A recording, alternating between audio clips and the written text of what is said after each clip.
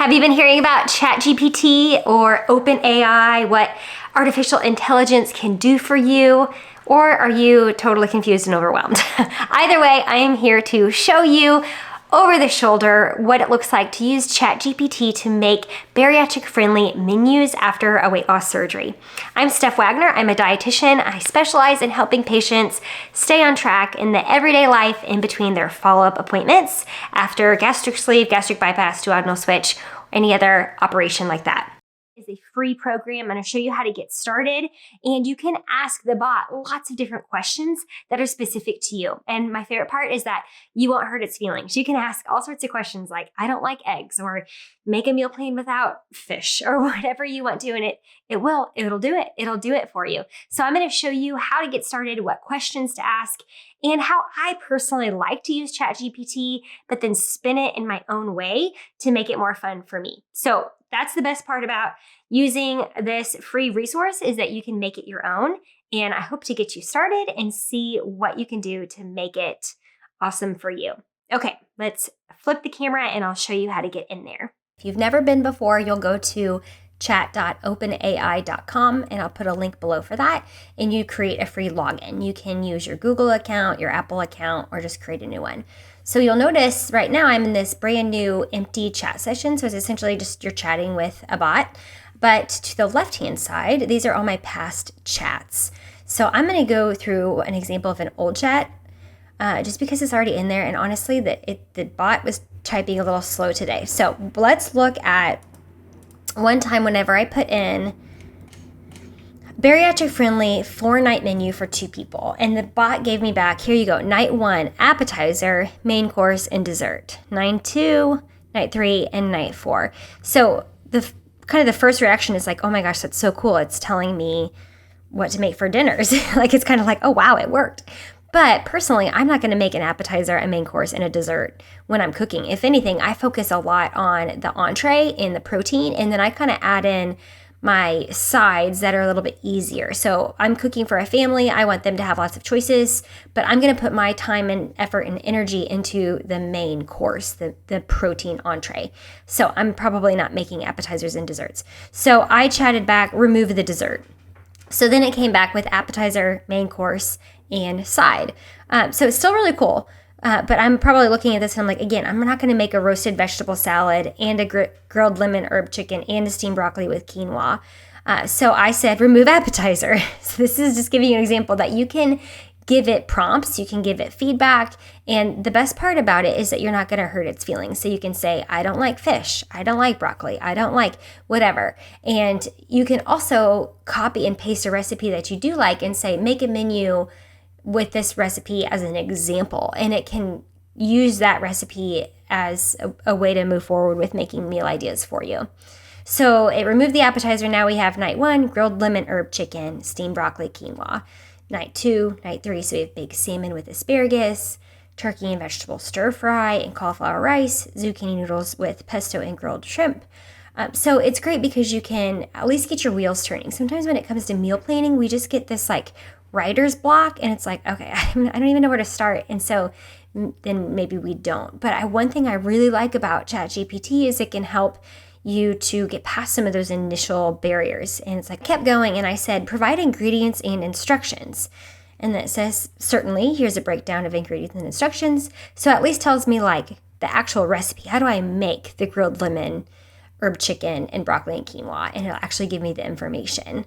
Now you could go further and say, provide the nutrition information, and you could have, or say, I need recipes with 60 grams of protein for the day, or whatever. You can personalize it based on what your dietitian, your team, your program has been recommending you. Then you can go ask ChatGPT for help. So then I said, this is good, but more flavor. I was a little bored. I'm just, again, giving examples. What if I don't like garlic, fish, or broccoli? Well, then you can keep going. You're not going to hurt its feelings. Just keep telling the bot what you don't like. But in this chat session, it's remembering what you've been putting in. When you start a new chat session, it won't remember. But within the chat session that you're in, you can add to it. The other thing you can do is you can copy and paste this. So let's say you're like, okay, this is a great menu. I'm going to use it. This little icon is the clipboard. You can click that and you've just copied it to your clipboard so that you can go paste it to your notes, if you use like a notes app, or you can paste it into an email and email it to yourself. However, now what I prefer to do is get an idea of what I'm going to make with ChatGPT, but one thing I wish it could do is provide pictures, and it doesn't. So I am someone that likes to shop for recipes with my eyes. So this is where you might go to Pinterest, or again, my website has over 600 recipes. So I might go over here, and now I can shop for recipes with my eyeballs. So if you are like, okay, baked salmon with lemon dill marinade, why don't I just go ahead and search salmon? I'm still using ChatGPT to get me started and get ideas, but I'm gonna, go play around and find salmon recipes that sound really good.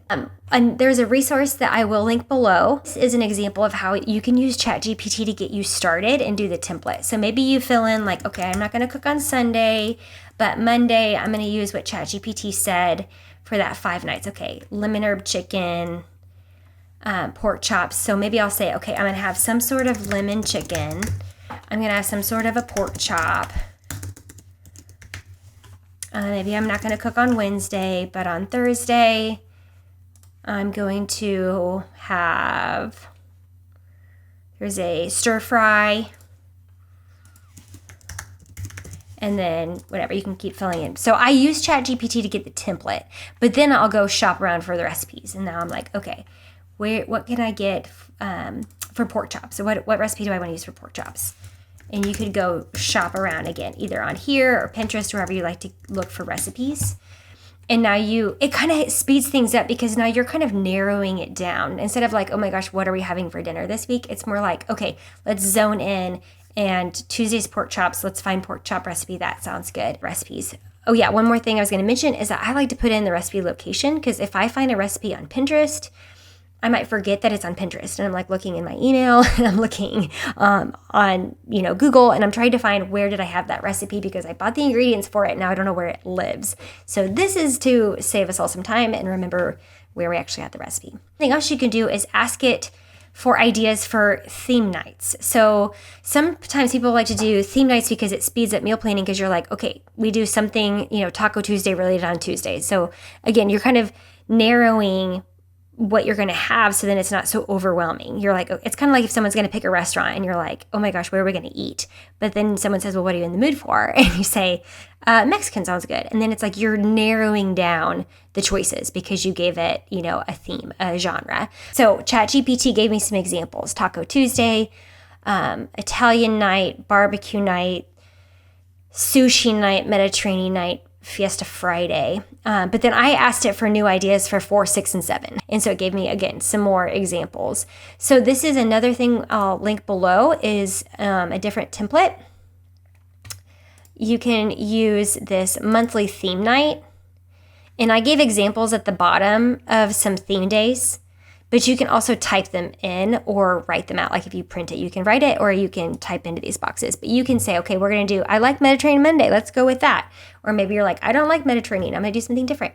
But then whenever you have these themes down here, it can help you speed up your decisions and your planning for recipes.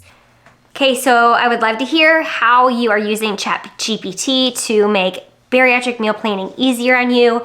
Hey, there's no perfect way to do this. If you get a good dinner on the table, then you did it. You passed.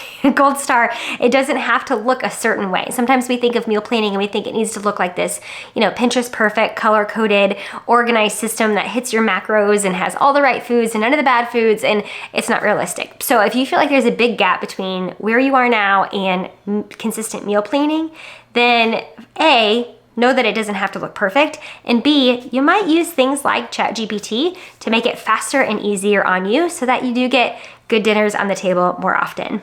Thanks for watching. Follow me, and I'll be posting again soon.